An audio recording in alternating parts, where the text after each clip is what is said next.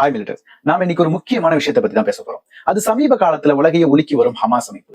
யார் இந்த ஹமாஸ்? அவங்களுடைய நோக்கம்னா என்ன? ஏன் இவங்களை சிலர் தீவிரவாதிகள் சொல்றாங்க, சிலர் போராளிகள் சொல்றாங்க? வாங்க இவங்களை பத்தி சுருக்கமா தெளிவா பார்க்கலாம். முதல்ல ஹமாஸ் அமைப்பு எப்படி உருவானது? ஹமாஸ் உருவானதுக்கு ஒரு மிகப்பெரிய வரலாறு இருக்கு. இது 1987 பலஸ்தீன மக்கள் இஸ்ரேலுக்கு எதிராக முதல் போராட்டத்தை தொடங்கினப்போ உருவாக்கப்பட்டது.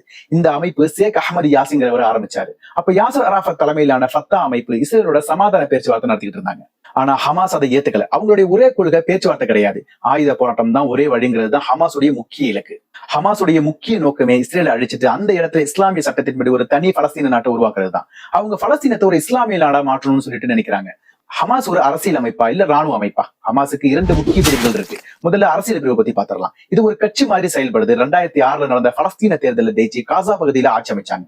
மக்களுக்கு உதவிகள் செய்யறது, பள்ளிக்கூடங்கள், மருத்துவமனைகள்னு சொல்லி பல சமூக பணிகளும் இவங்க தான் பாத்துட்டு இருந்தாங்க. இரண்டாவது இவங்களுடைய ராணுவ பிரிவு. இதுக்கு இஸ்ஸத்தீன் அல் கஸ்ஸாம் படையணின்னு சொல்லிட்டு பேரு. இஸ்ரேலுக்கு எதிராக தாக்குதல் நடத்துறது, ராக்கெட்டுகளை ஏவுறது, தற்கொலை தாக்குதல்கள் நடத்துறதுன்னு சொல்லிட்டு எல்லா ராணுவ நடவடிக்கைகளும் இவங்க தான் செய்யறாங்க. உலக நாடுகள் ஹமாஸை எப்படி பாக்குறாங்க?